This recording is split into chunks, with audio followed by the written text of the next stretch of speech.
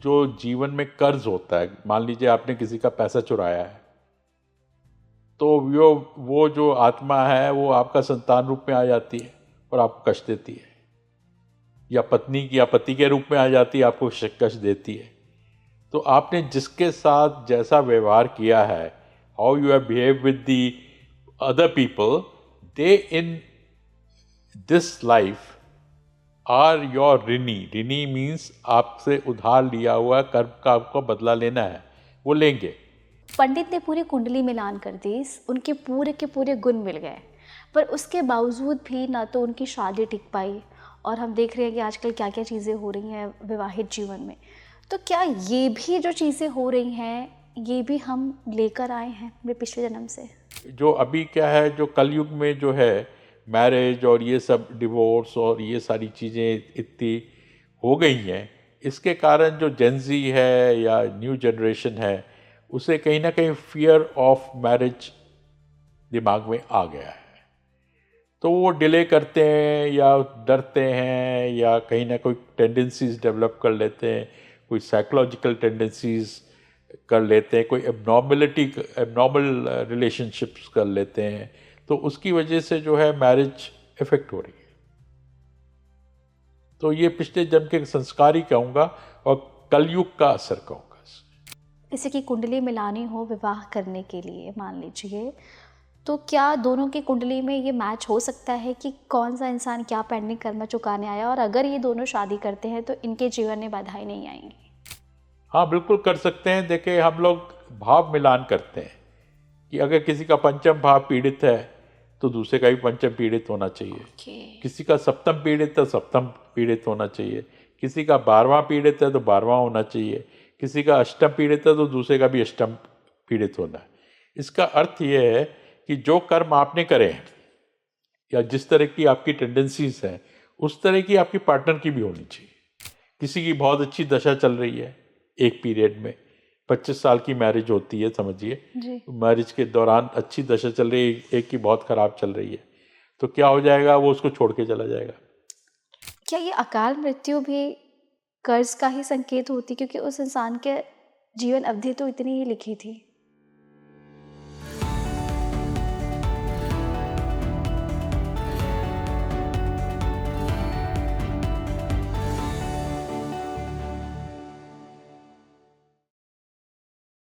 नमस्ते, hello and welcome to Speaking Tree. मैं सोनी भारद्वाज एक बार फिर आप सभी का स्वागत करती हूँ। क्या कभी आपने ऐसा सोचा है कि जो भी आपकी ज़िंदगी में हो रहा है वो कोई इत्तेफाक है, या फिर कोई ऐसा पुराना हिसाब जो आप इस जीवन में चुकाने आए हैं? अक्सर हम सभी ने देखा है, या फिर कई लोगों के साथ ऐसा होता होगा, कि वो परिवार में रहते हुए भी वो परिवार में खुश नहीं रहते हैं। अपनों के साथ होते हुए भी उन्हें घुटन महसूस होती है। कोई ऐसे कष्ट, ऐसी घटनाएं जो उन्हें बार बार उनके जीवन में रिपीट होती है। वो अपने साइड से तो बहुत अच्छा करते हैं, लेकिन उन्हें बैक में वो प्यार वापस नहीं मिलता है।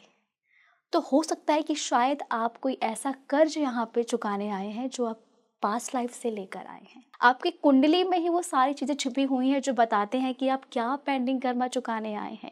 आपकी कुंडली के ग्रह नक्षत्र वो कौन सी प्लेसमेंट है जहाँ बताते हैं कि ये जगह आपके लिए शुभ नहीं है, ये जगह आपके लिए बहुत ही अनलकी, और अब आप इसके आगे क्या कर सकते हैं। अगर आप जानना चाहते हैं कि आपका परिवार क्या कर्ज चुकाने आया है, क्यों आपके साथ ही ये सब हो रहा है, तो प्लीज़ आप इस पूरे पॉडकास्ट को देखिए। शायद ये पॉडकास्ट को देखने के बाद आपकी ज़िंदगी में एक बड़ा परिवर्तन हो जाए, और आप अपनी कुंडली खोल कर देखिए। जो जो इसमें सर ने ग्रह नक्षत्रों के हिसाब से बताए हैं, कुछ ऐसी प्लेस बताइए कि आपके वहाँ पे वो चीज़ है या नहीं। आप ये मिलान कर सकते हैं। और शादी करने के लिए सबसे परफेक्ट योग कौन से होते हैं, ये भी हमने इसमें बात किया है। तो इस पूरे पॉडकास्ट पे बात करने के लिए हमारे पास आज एक खास गेस्ट हैं जो कि बहुत अच्छे एस्ट्रोलॉजर हैं, जिनका नाम है दीपक बिसारिया जी। मैं आपका स्वागत करती हूँ स्पीकिंग ट्री में। Nice to have me here, thank you. जब जन्म लेते हैं तो कुछ चीज़ें ऐसी होती हैं जो हम लेकर आते हैं और उन्हें हमें यहाँ पे चुकाना पड़ता है। तो किसी की ज़िंदगी में खुशी है तो किसी की ज़िंदगी में बहुत सारे कष्ट हैं, पर किसी के कष्ट ऐसे हैं कि वो ख़त्म ही नहीं होते हैं, वो एक सुख की तलाश में रहते हैं। मैं जानना चाहती हूँ कि क्या कुंडली में कोई ऐसे ग्रह नक्षत्र होते हैं या कोई ऐसी प्लेसमेंट होती है जिससे एक आम इंसान जान सके कि उसका परिवार कुछ पास्ट लाइफ के कर्ज को चुका रहा है, उसको ढो रहा है। देखिए, ऐसे कॉम्बिनेशंस होते हैं और शास्त्रों में भी दिए हुए हैं। जैसे हमारे जितने भी संतान को लेके कष्ट हैं, परिवार को लेके कष्ट हैं, तो ऐसा बताया गया है कि आपको श्राप मिला होगा पिछले जन्म का, उसका असर है। या इसको अगर देखें तो अगर शुभ ग्रह हैं तो मतलब आपको सुख मिलेगा, अगर पाप ग्रह हैं और खराब योग हैं तो आपको दुख मिलेगा परिवार से या परिवार बच्चों से। तो ये कुंडली में देखा जा सकता है और ये माना जाता है कि भाई किसी को सुख क्यों नहीं मिल रहा है, किसी को खाली सुख मिल रहा है, किसी को दुख मिल रहा है, किसी को कम दुख मिल रहा है, किसी को ज़्यादा दुख मिल रहा है, तो ये कारण क्या है। तो ये मानना है कि भगवान ने जो है, जो क्रिएटर है हमारे, उन्होंने एक परफेक्ट सिस्टम बनाया है। जी। वो कहते हैं मैं इस सिस्टम में इंटरवीन भी नहीं करता हूँ। भगवान कहते हैं कि मैं हस्तक्षेप भी नहीं करता हूँ। जो जिसके कर्म है उसके अनुसार उसको जन्म मिलेगा, जो जिसके कर्म है उसके अनुसार ही उसको एक प्रारब्ध मिलेगा। प्रारब्ध होता है इस जीवन में क्या आपकी डेस्टिनी है, जी। और हम देखते हैं आपके पिछले जन्मों के कर्म कैसे हैं, वो हम पंचम भाव से देखते हैं। आप क्या कुछ खाता लेके आए हैं, क्या आपको इससे निकलने की संभावना है कि नहीं, या अगले जन्म में भी यही भोगेंगे। हम्म। और ये होता है कि जो आपको एक ज्योतिष करके या एस्ट्रोलॉजी समझ के एक आपको लेसन मिल जाता है कि मुझे कर्म अच्छे करने चाहिए, क्योंकि मुझे जो समस्याएं आ रही हैं, जो तकलीफ पहुंच रही है, वो मेरे कर्म के अनुसार ही पहुंच रही है। जी। तो एक तरह से अगर आपने इस जीवन में जन्म लिया है, मनुष्य जन्म लिया है, और आप इस बात को समझे नहीं, अपनी कुंडली को समझे नहीं, अपने जो खाता है अकाउंट बैलेंस उसको समझे नहीं, तो आपने जीवन अधूरा छोड़ के जा रहे हैं। तो इसका इतना महत्व है अगर देखा जाए। तो मतलब सर ऐसा कह सकते हैं कि जिनके जीवन में या उनके परिवार में किसी से किसी की बनती नहीं है या किसी का परिवार अभी शुरू भी नहीं हुआ है कि वो ख़त्म होने की कगार पे आ जाता है, उनको संतान होते हुए भी उन्हें संतान का सुख नहीं मिलता है, तो क्या ये सच में लेकर आए हैं और इन्हें ये चुकाना होगा? देखिए, जो ऋणानुबंधन, ऋण जो पिछले जन्म के हैं, उसका सिद्धांत के अनुसार चलें, उसके जो थिंकिंग है वो ये है कि आपके जो जीवन में कर्ज होता है, मान लीजिए आपने किसी का पैसा चुराया है, तो वो जो आत्मा है वो आपका संतान रूप में आ जाती है और आपको कष्ट देती है, या पत्नी की या पति के रूप में आ जाती है, आपको कष्ट देती है। तो आपने जिसके साथ जैसा व्यवहार किया है, how you have behave with the other people, they in this life are your ऋणी। ऋणी मीन्स आपसे उधार लिया हुआ कर्म का आपको बदला लेना है, वो लेंगे। तो वो किसी भी रूप में आ सकते हैं, आपके दोस्त के रूप में आ सकते हैं, आपके भाई के रूप में आ सकते हैं, आपके पिता के रूप में आ सकते हैं, आपके माता के रूप में आ सकते हैं, आपके संतान के रूप में आ सकते हैं, आपकी पति या पत्नी के रूप में आ सकते हैं। तो उसको आपको कर्जा का मतलब उसको अकाउंट को स्क्वायर करना है, क्लोज करना है। अपॉर्चुनिटी है। आप ये भी कर सकते हैं कि फिर आप कर्म अपने बर्बाद करें, तो फिर उसके अगले जन्म में जो है वो और इंटेंसिटी से आएंगे, और तंग करेंगे, और आपकी डेस्टिनी खराब होगी। सर, अब मान लीजिए कि मुझे नहीं पता कि मेरी कुंडली में किस जगह पे या फिर किस ग्रह में ऐसे नक्षत्र बैठे हैं या ऐसी प्लेसमेंट है जो मुझे बता रहे हैं कि मैं जो भी दुख भोग रही हूँ, जो भी कष्ट भोग रही हूँ, वो मैं पास्ट लाइफ का कर्ज चुका रही हूँ। तो यदि किसी को सच में नहीं पता है, तो उसके जीवन में ऐसे कौन-कौन सी घटनाएँ होती हैं, जिससे एक आम इंसान जान सके कि ये जो बार-बार सेम पैटर्न रिपीट हो रहा है, ये शायद मैं उस जन्म का कर्ज ही चुका रहा हूँ यहाँ पे? देखिए, ज्योतिषी के तौर पे एस्ट्रोलॉजी जो जानता है वो तो समझ लेता है हाँ। कि आपका पंचम भाव बहुत भारी है, उसमें बहुत सारे पाप ग्रह बैठे हैं, मंगल, शनि, राहु का सब हैं बैठे हैं, जो आपका संचित कर्म है। मतलब संचित कर्म होते हैं, जितने भी आपने कर्म, जितनी भी जीवन आपने रहा है, जितने भी कर्म जोड़े हैं, वो संचित कर्म हैं। जी।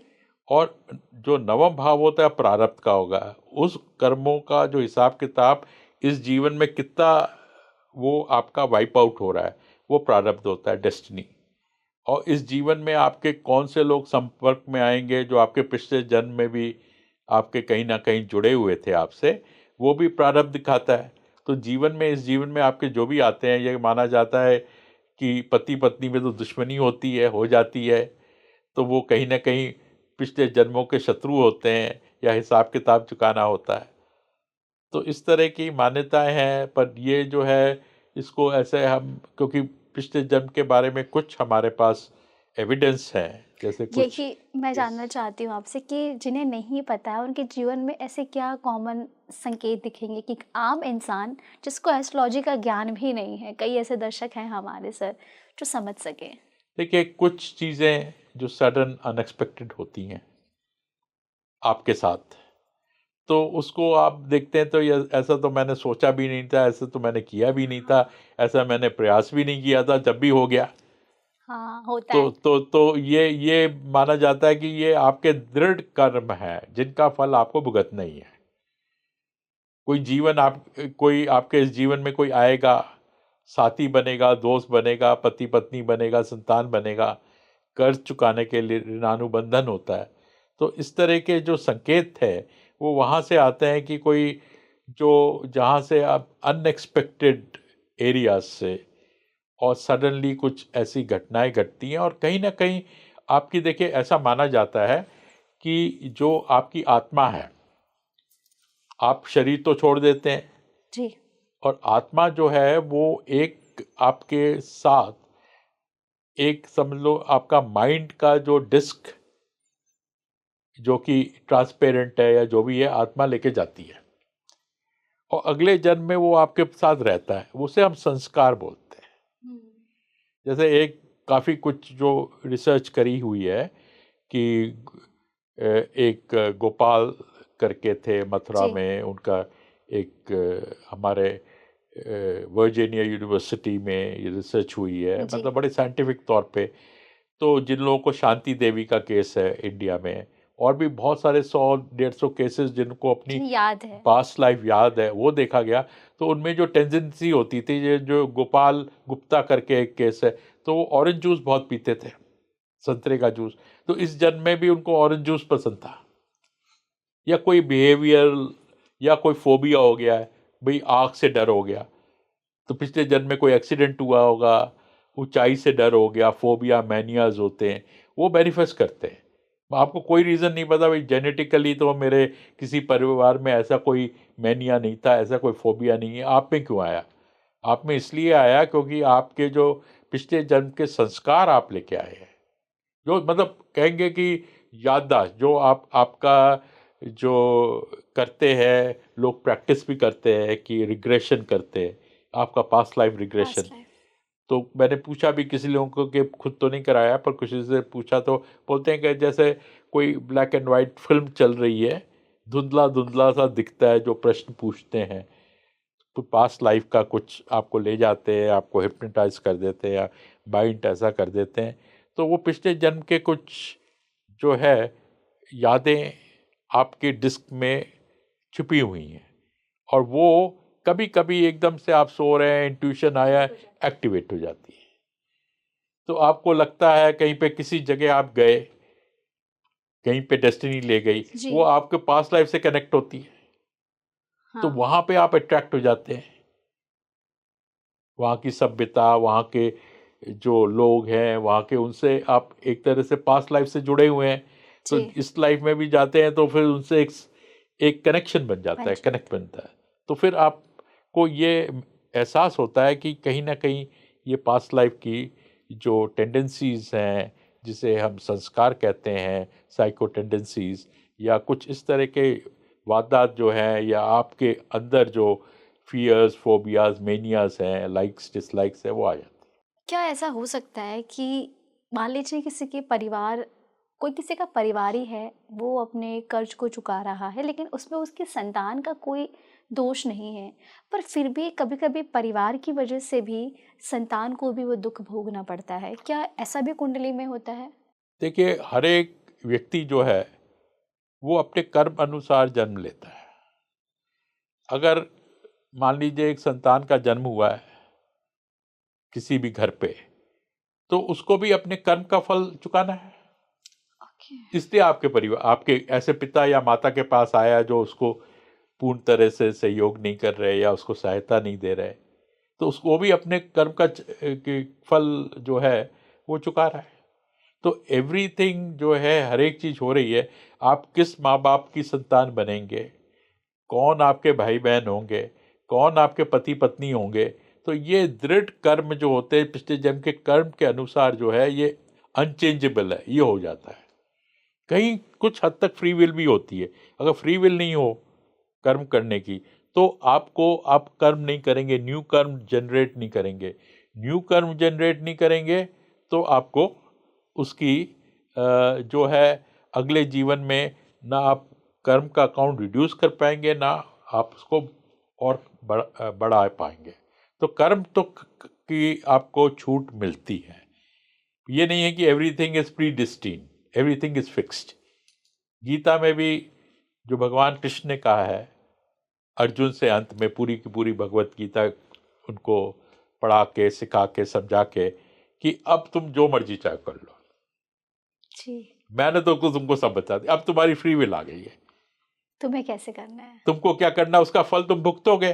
तुम अपने जो कर्तव्यों से भाग जाओगे उसका फल खराब है, या अपने कर्तव्य का पालन करोगे जिनकी दुश्मनों को मारोगे, क्योंकि तुम एक धनुधारी हो, तो तुम क्या करोगे वो तुम्हारे ऊपर है। पूरी गीता समझाने के बाद अब तुम कर्म करो। तो कहीं ना कहीं ये ऐसा है कि आपको सब कुछ समझा दिया गया है, अब आपके हाथ में है कि उसे आपको किस तरीके से ले जाना है। आपको ये समझा दिया गया कि आपके कर्म अनुसार आप एक आपके अमीर दुख। व्यक्ति बने या गरीब व्यक्ति बने, जी। या आपको संतान में कष्ट हुआ या विवाह में कष्ट हुआ, अब आप बताइए आपको क्या करना है। कहते हैं जब कोई बच्चा जन्म लेता है तो उसके जन्म का समय निर्धारित एक तो होता है कि चलो ठीक है, आपने शाम में लिया या सुबह लिया या फिर आपने मध्य रात्रि में लिया, पर उस बच्चे को वही समय क्यों मिला? और कई बार क्या ऐसा होता है कि अगर आपने इस जन्म में इस समय पे पैदा हुए हैं तो आप कर्ज चुकाने आए हैं। देखिए, मैं तो ये मानता हूँ कि ये निर्धारित होता है। आजकल सी सेक्शन वगैरह की बात होती है, लोग जो है वो सब पहले ज्योतिष से टाइम फिक्स कराते हैं कि कौन से समय सबसे डिवाइन अच्छी टाइम कुंडली है। बन रही है, गिवन टाइम जो सबसे अच्छे बच्चे के लिए कुंडली बनी है। पर देखा गया है कुछ ना कुछ कारणों से वो टाइम पे डिलीवरी नहीं होती है, तो वो उसी समय होती है जब उसके लगन आएगा और उसको पूरा का पूरा कर्म जो उसके कर्मों के अनुसार उसको होना चाहिए वो बनेगी। इसीलिए मतलब ये भी फिक्स्ड ही होते हैं सारी ये चीजें। कुछ चीजें प्री डेस्टिन्ड होती है, पर ऐसा नहीं है कि आपको फ्री विल नहीं है। आपको फ्रीडम दिया जाता है, बट एक हद तक दिया जाता है। जो आपके जो जो आपको कर्म फल है वो तो भोगना पड़ेगा, वो प्री डेस्टिन्ड है। वो जैसे उदाहरण हम देते हैं कि एक गाय को आपने बांध दिया जी। लकड़ी से, जी। और गाय जब लकड़ी से बंध गई तो एक सर्कल में ही घूम सकती है, आगे पीछे हो सकती है, रस्सी को थोड़ा कर सकती है, पर उससे बाहर नहीं जा सकती। बाहर ले तो जा वो सकते कर्म बंधन हो गया। पर जो बीच में है वहां पे उसकी फ्री विल आ गई। क्या परिवार की किस्मत बदल सकती है? अगर हम कोई कर्ज चुका भी रहे हैं और हम यहाँ फ्री विल की बात कर रहे हैं, तो क्या हम कुछ चीज़ों से छुटकारा पा सकते हैं? देखिए, यही कहा गया कर्म के कारण ही आप सफ़र कर रहे हैं या गेन कर रहे हैं, तो कर्म अच्छा करेंगे तो फिर वो जो मिनिमाइजिंग इफेक्ट आ जाएगा। मतलब आपको जो खराब समय आने वाला था वो इतना खराब नहीं होगा, थोड़ा राहत मिल जाएगी। तो ये मिनिमाइजिंग मैक्सिमाइजिंग जो इफेक्ट है वो आपके कर्म अनुसार आता है कि अच्छे कर्म करें। इसलिए कहते हैं कि दान करो, दुआ करो, बुरे कर्म ना करो। तो ये कहा जाता है, गीता में भी कहा गया है, सब जगह कहा गया है। अच्छा सर, किन लोगों की कुंडली में ऐसी प्लेसमेंट होती है कि इन लोगों को तो इनका पेंडिंग कर्मा चुकाना ही चुकाना है? हर एक की कुंडली में होती है। कुछ खास? देखिए, जहाँ पे मान लीजिए पंचम भाव बहुत पीड़ित है, सप्तम भाव पीड़ित है, हम देख लेते हैं कि आपका जो पंचम भाव है बहुत ज़्यादा पीड़ित है, तो आपके संचित कर्म हैं वो आपको कहीं फ्री विल का इतना एक्सरसाइज करने नहीं देंगे। जितना भी आप इस जीवन में आप संघर्ष कर लें, अच्छे कर्म कर लें, पर इतना आपको लाभ नहीं होगा। फिर भी आपको करना चाहिए, क्योंकि थोड़ा बहुत मिनिमाइज तो कर लें। तो वो जो प्रारब्ध है, पंचम भाव है, नवम भाव है, वो हम देख के कह सकते हैं दशा कौन सी चल रही है कि इस समय जातक को, ये व्यक्ति को क्या करना चाहिए अपने कर्म सुधारने के लिए या परिवार को सुधारने के लिए। सर, क्या किसी के कुंडली में लिखा होता है कि उनका क्या कार्मिक डेप्थ है? हाँ बिल्कुल, ये भी देखा जा सकता है कि किस एरिया में है। और जैसे मैंने बताया कि श्रापित है व्यक्ति, किन किन ने श्राप दिया है, किसने दिया है, तो उसका उपाय उसको करना चाहिए।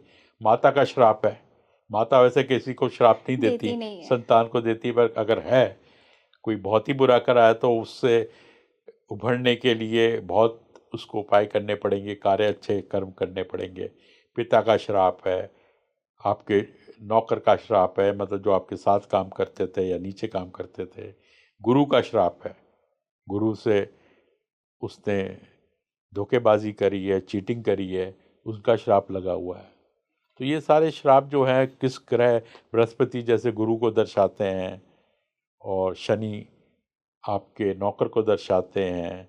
तो इन सब को अगर पीड़ित हैं, राहु जो है सर्प का श्राप होता है, बहुत बुरे कर्म कोई करे हुए तो उसे सर्प दोष बोलते हैं। जैसे आपके अकाल मृत्यु बोलते थे, अकाल मृत्यु बोलते थे, लोग बोलते थे कि भाई एक व्यक्ति है, गांव में बैठा है, गांव में रहता है, वो अपना खेत जोतने जा रहा है, सुबह सुबह 5 बजे उठ के जा रहा है, सर्प ने काट दिया अचानक?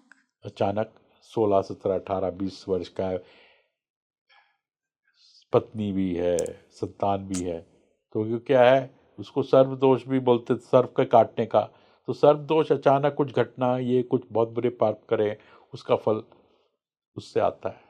संतान को पीड़ित होना अगर पंचम भाव में है, तो इस तरह का जो है वो कुंडली में देखा जा सकता है और बताया जा सकता है कि अब क्या उपाय करना चाहिए। सबसे जो उपाय है कि आपको ये कर्म के अनुसार हो रहा है तो अच्छे कर्म करिए, तो उससे आपको राहत मिल सकती है, परिवार को राहत मिल सकती है। किसी की कुंडली में सारे ग्रह, सारे प्लेसमेंट, सब कुछ एकदम सही हैं, पर उसके उपाय भी उस इंसान ने कर लिए, बट उसके बावजूद भी मैंने ऐसे कई लोगों को देखा है जिनके ना ज़िंदगी में सब कुछ होते हुए भी वो खुश नहीं होते, उन्हें कहीं न कहीं कमी महसूस होती है। देखिए, ये कारण हो सकता है, मन की शांति का कारक तो चंद्रमा है, चंद्रमा पीड़ित हो सकता है।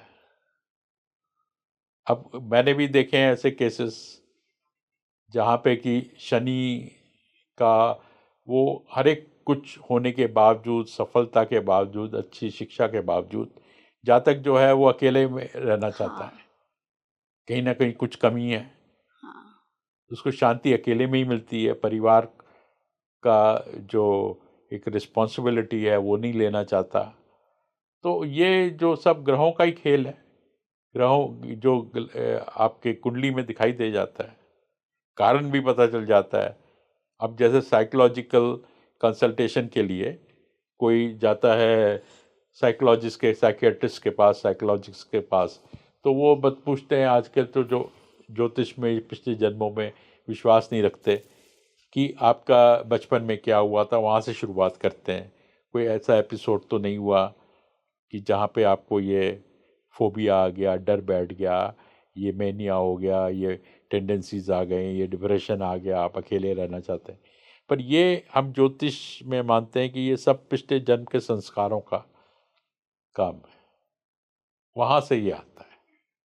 और ये ना केवल हम कह रहे हैं, बट जो जिन्होंने गहराई से, साइकोलॉजिस्ट थे, एडगर एडगर केस थे, और भी फ्राइड थे, मतलब पाश्चात्य के जो साइकोलॉजिस्ट रहे, उन्होंने भी ये माना है कि पिछला जन्म होता है और उसी के संस्कार होते हैं जो पूरा डीप स्टडी करने के बाद, तो ना केवल हम लोग तो मानते ही हैं भारत में, जितने ज्योतिषी हैं, ऋषि, मतलब जो पाश्चात्य देश में भी लोग हैं, उन्होंने भी इसको स्वीकार किया है। सर, अभी आपने कालसर्प दोष की बात की और कहा कि उस व्यक्ति की अकाल मृत्यु हो गई, तो क्या ये अकाल मृत्यु भी कर्ज का ही संकेत होती, क्योंकि उस इंसान के जीवन अवधि तो इतनी ही लिखी थी? बिल्कुल ये होता है। अब हम संजय गांधी की कुंडली देखते हैं, अकाल मृत्यु थी, प्लेन से मृत्यु, क्रैश हो गया, मृत्यु हो गई। अब उसको एनालाइज करते हैं तो फिर हम मेनका गांधी की कुंडली भी देखते हैं, तो उनके में पति मंगल दोष बहुत प्रबल है, कलात्र दोष है, सारे के सारे पति के खोने के दोष हैं, तो इंटरलिंक डेस्टिनी हो जाती है। और उनकी अपनी कुंडली में जो दशम भाव में एक ग्रह युद्ध हो रहा है, और जो चंद्रमा अष्टम में है, तो जितने अकाल मृत्यु के योग हैं, अल्पायु के योग हैं, वो सब कुंडली में आ रहे हैं। तो ऐसा जो ये सारी चीजें देख के ये लगता है ये सब प्री डेस्टिनेशन है। अब हम अब जो इवेंट हो गया है उसको एनालाइज करते हैं समझने के लिए, ये सारी चीज़ें समझने के लिए करते हैं कि भाई ऐसा संभव है कि नहीं, ऐसा क्यों होता है। तो ये तो जो है लिखा हुआ आता है, जो डेस्टिनी आपकी है, अल्पायु, मध्य आयु, पूर्ण आयु, क्या आपकी आयु है और कब होगी। अगर आपकी पहली दशा चल रही है पहले नक्षत्र की, तो अल्पायु के लिए ठीक नहीं है, मतलब जो बाल वृक्ष के लिए ठीक नहीं है। तीसरी दशा जो चल रही है वो अल्पायु के लिए ठीक नहीं है। पांचवी दशा जो चल रही है नक्षत्र की, वो मध्य आयु के लिए ठीक नहीं है, और सातवीं दशा चल रही है पूर्ण आयु के लिए ठीक नहीं है। सर, एक सबसे मतलब मे भी शायद ये औरों के मन में भी सवाल उठा होगा, बट मेरे मन में ये है कि अगर मैंने अपने कर्म बहुत अच्छे किए हैं पिछले जन्म में और अब मुझे ये जीवन मिला है, और इस जीवन में मेरे परिवार ने शायद या कुछ ऐसे कर्म किए हैं या फिर कुछ ऐसे पेंडिंग कर्मास हैं जो उनका प्रभाव मेरे पर पड़ रहा है, और तो क्या जिस कहते हैं ना कि शादी होने के बाद लड़की का सब बदल जाता है क्योंकि वो दूसरे परिवार में सम्मिलित हो जाती है, तो क्या फिर उससे ये कर्ज मुक्त हो सकता है? देखिए, जहाँ पे मैंने आपको पहले बात करी मिनिमाइजिंग एंड मैक्सिमाइजिंग, मैंने ये देखा है बहुत कि आपके कर्म अगर अच्छे नहीं हैं तो क्या है कि उसका असर किसी माता पिता, क्लोज रिलेटिव, वाइफ हस्बैंड पे भी जाता है। पर उसमें ये भी होता है कि उनके कर्म भी इतने अच्छे नहीं थे, वो था, तो मैक्सिमाइज हो सकता है कि भाई, ये कहा जाता है कुकर्म आयुषीन, मतलब आप कर्म खराब करेंगे, कुकर्म करेंगे तो आपकी आयु कम हो जाएगी। इसी प्रकार जो है आपके रिश्तेदारों और सगे संबंधियों को जो है उनके ऊपर भी असर आपका आएगा, क्योंकि आपको सफ़र करना है। ये नहीं है कि आपको केवल बीमारी, ये भी देखा गया है कि आपके जो आसपास के लोग हैं, रिश्तेदार हैं, माता पिता हैं, वो भी सफ़र करते हैं आपके खराब कर्मों से। पर ये तो गलत है ना। अब उनके उनके उनके देखिए, अब जब वो सफ़र कर रहे हैं तो आप भी सफ़र कर रहे हैं, कहीं ना कहीं आ रहा है। और उनकी भी कुंडलियों में ऐसा था कि जैसे मैंने मिनिमाइजिंग मैक्सिमाइजिंग किया, हाँ। क्योंकि जैसे कुकर्म आयुषीन बोला है कि मतलब आयु ऐसा नहीं है कि निश्चित है कि इसी दिन आपकी मृत्यु होगी, तो वहाँ पे भी थोड़ी फ्लेक्सिबिलिटी आ जाती है। हालांकि जैसे मैंने दशाएं बताई और ये बताया कि इस समय पहले तो हम देखते हैं कि क्या प्रॉमिस है, पूर्ण आयु और मध्य आयु, अल्पायु है, बाल रिष्ट है, उसके बाद हम दशाएं देखते हैं। अगर मैंने किसी सोल से कुछ ऐसे वादे किए हैं अपनी पास्ट लाइफ में, और अब इस लाइफ में मुझे मेरा कुछ पता नहीं, बट मेरी लाइफ, मेरी खुद की मैरिज लाइफ में इतने स्ट्रगल आ रहे हैं कि मुझे पति का सुख ही नहीं मिल रहा है, तो क्या हो सकता है कि मैंने पास्ट लाइफ में किसी से प्रॉमिस किया हो और इस जन्म में मैंने वो पूरा ना किया हो, या फिर शायद उसे मैंने कष्ट दिया हो, तभी शायद मैं ये कर्जा भोग रही हूँ? देखिए, ये तो कर्म के अनुसार होता है, तो आपने अगर उसको कष्ट दिया हुआ है तो इस जीवन में वो आपके जीवन में कहीं ना कहीं आएगा। किसी न किसी रूप में आएगा। सर जैसे आजकल ना हम देख रहे हैं कि जो जेंजी लोग हैं या फिर जो अब शादी नहीं करना चाहते हैं, जिनकी शादियां हो भी गई हैं, पंडित ने पूरी कुंडली मिलान कर दी, उनके पूरे के पूरे गुण मिल गए, पर उसके बावजूद भी ना तो उनकी शादी टिक पाई। और हम देख रहे हैं कि आजकल क्या क्या चीज़ें हो रही हैं विवाहित जीवन में। तो क्या ये भी जो चीज़ें हो रही हैं, ये भी हम लेकर आए हैं अपने पिछले जन्म से? बिल्कुल। अब देखिए, एक बहुत प्रसिद्ध केस है शांति देवी का, जी। जो दिल्ली के दरियागंज में रहती थी। उनका ये माना जाता है कि मथुरा में पिछले जन्म में थी वो। पूरा अकाउंट दिया, गांधी जी भी गए थे उनसे मिलने, पूरा इंटरनेट भी खोलिए, शांति देवी केस वो आता है। तो उसमें अमेरिकन्स ने भी उसको रिसर्च करके वर्जीनिया यूनिवर्सिटी में भी दिया है। उनको अपनी पास्ट लाइफ याद थी। वो था कि वो वृंदावन में रहती थी और चाइल्ड बर्थ के समय उनकी डेथ हो गई। तो वो फिर यहाँ पे दिल्ली में उनका जन्म हुआ दोबारा। तो वो इतनी कठिन समय था उनके लिए चाइल्ड बर्थ का, कि उन्होंने इस जीवन में, वो हमेशा उनके दिमाग में घूमता रहता था, उन्होंने मैरिज नहीं करी। तो इस तरह के संस्कार लेके, जो अभी क्या है, जो कलयुग में जो है मैरिज और ये सब डिवोर्स और ये सारी चीज़ें इतनी हो गई हैं, इसके कारण जो जेंजी है या न्यू जनरेशन है, उसे कहीं ना कहीं फियर ऑफ मैरिज दिमाग में आ गया है। तो वो डिले करते हैं या डरते हैं या कहीं ना कोई टेंडेंसीज डेवलप कर लेते हैं, कोई साइकोलॉजिकल टेंडेंसीज कर लेते हैं, कोई एबनॉर्मल रिलेशनशिप्स कर लेते हैं। तो उसकी वजह से जो है मैरिज इफेक्ट हो रही है। तो ये पिछले जन्म के संस्कार ही कहूँगा और कलयुग का असर कहूँगा। किसी की कुंडली मिलानी हो विवाह करने के लिए मान लीजिए, तो क्या दोनों की कुंडली में ये मैच हो सकता है कि कौन सा इंसान क्या पेंडिंग कर्म चुकाने आया, और अगर ये दोनों शादी करते हैं तो इनके जीवन में बाधाएं नहीं आएंगी? हाँ, बिल्कुल कर सकते हैं। देखिए, हम लोग भाव मिलान करते हैं कि अगर किसी का पंचम भाव पीड़ित है तो दूसरे का भी पंचम पीड़ित होना चाहिए। किसी का सप्तम पीड़ित है, सप्तम पीड़ित होना चाहिए। किसी का 12वां पीड़ित है तो 12वां होना चाहिए। किसी का अष्टम पीड़ित है तो दूसरे का भी अष्टम पीड़ित होना है। इसका अर्थ ये है कि जो कर्म आपने करे हैं या जिस तरह की आपकी टेंडेंसीज हैं, उस तरह की आपकी पार्टनर की भी होनी चाहिए। उससे नलीफाई हो जाता है, काउंटर हो जाता है। एक का अच्छा है, दूसरे का बुरा है, तो फिर नहीं जमेगी। या दशा भी हम देख लेते हैं, एक समान है। किसी की बहुत अच्छी दशा चल रही है एक पीरियड में, 25 साल की मैरिज होती है समझिए, मैरिज के दौरान अच्छी दशा चल रही है, एक की बहुत खराब चल रही है, तो क्या हो जाएगा, वो उसको छोड़ के चला जाएगा। तो दशा सिमिलैरिटी देखते हैं, एवरीथिंग शुड बी सिमिलर। अगर पाप ग्रह है किसी का, हम कहते हैं राक्षस, जब अष्टकूट मिलान करते हैं, अष्टकूट मिलान सुना होगा आपको, कंप्यूटर में डालते हैं तो नंबर आ जाते हैं।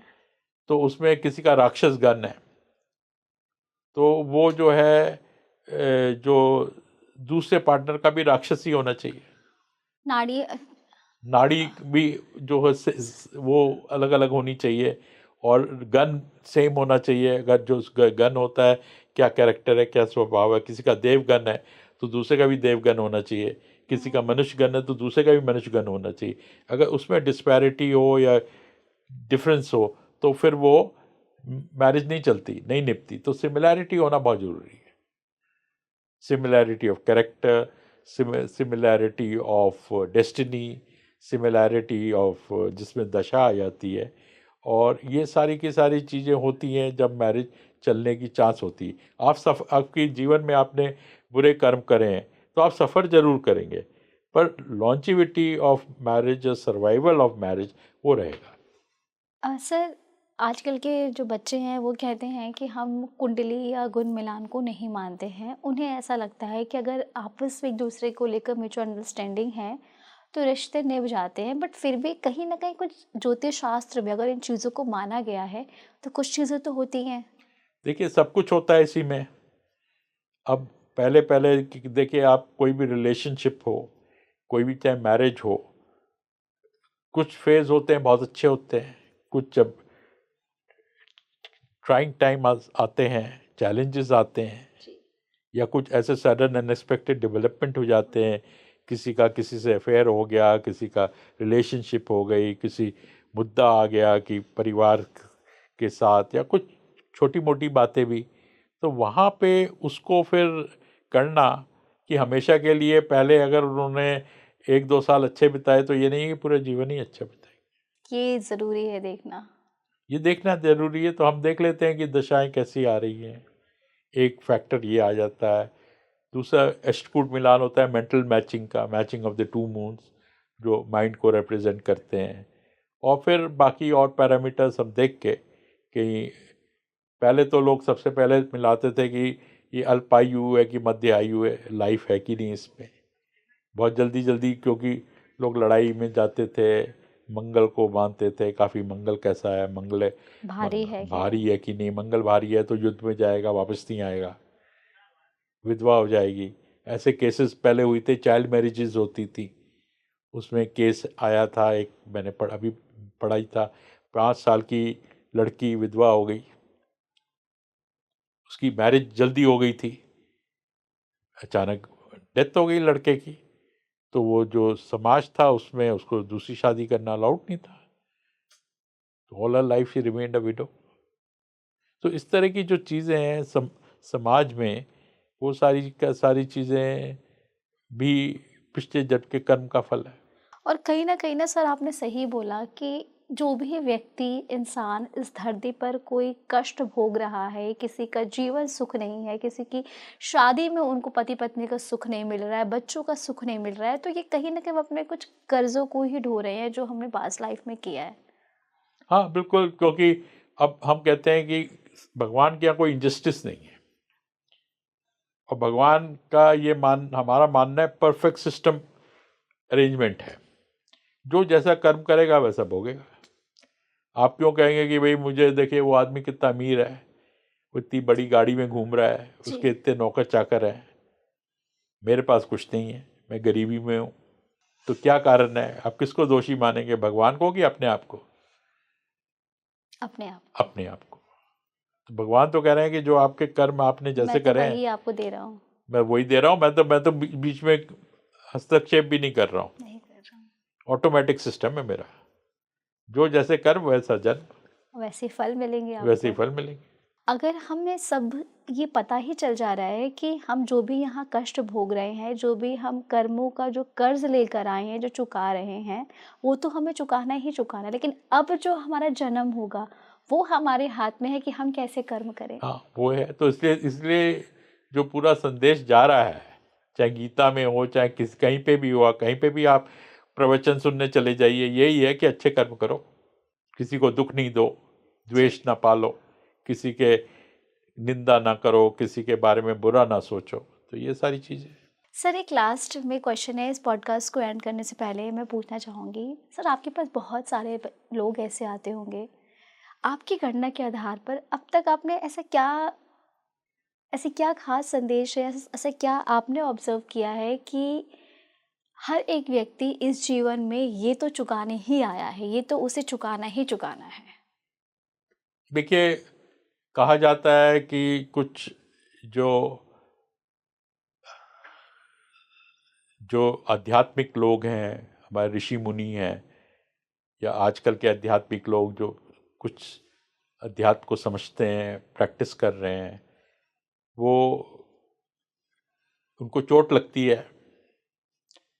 तो कहते हैं कि पट्टी ना बांधो, सूख जाएगा अपने आप, कर्मों का फल है, उसको निभाने, मतलब असर आने दो, मेरे कर्म जब लिक्विडेट हो जाएंगे तो मैं मोक्ष प्राप्ति पे चला जाऊंगा।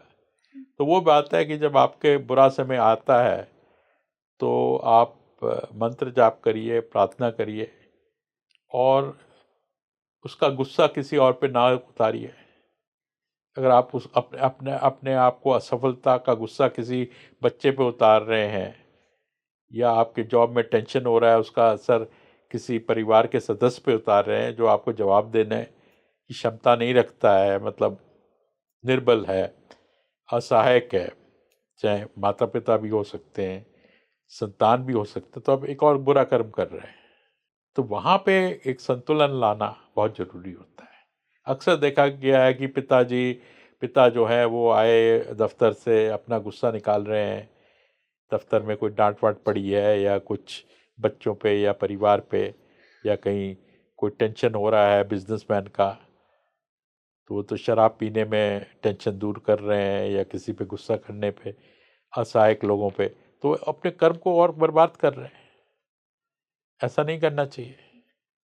अगर हमेशा आपको एक रियलाइजेशन हो, एक आपको जो दिमाग में रहे कि भाई मुझे अपने कर्मों का असर हो रहा है ये, तो आप एक अच्छे व्यक्ति बन जाएंगे। आप अपना बोझ जो अपने आपके दिमाग में आ रहा है वो दूसरे पर नहीं डालेंगे जी। भाई। दूसरे की भी मानसिकता है, असहायक की भी मानसिकता है। आप नौकर पे जो कि आपके पैसों पे पलता है, जो आपके सामने बोल नहीं सकता, उसको भी गुस्सा दिखा दिया तो उसका श्राप भी मिल सकता है, लग सकता है। असहायक का श्राप बहुत लगता है। देखिए, मैं इस पॉडकास्ट के ज़रिए मैं भी अपने ऑडियंस से यही कहूँगी कि कुंडली में ग्रह नक्षत्र जो बताते हैं वो तो हमें चुकाना ही चुकाना है, लेकिन जैसे इन्होंने कहा कि फ्री विल के ज़रिए या कुछ हमारे कर्म हम ऐसे कर सकते हैं कि उन चीज़ों को हम हल्का कर सकते हैं। और दुआओं में तो बहुत ताकत होती है।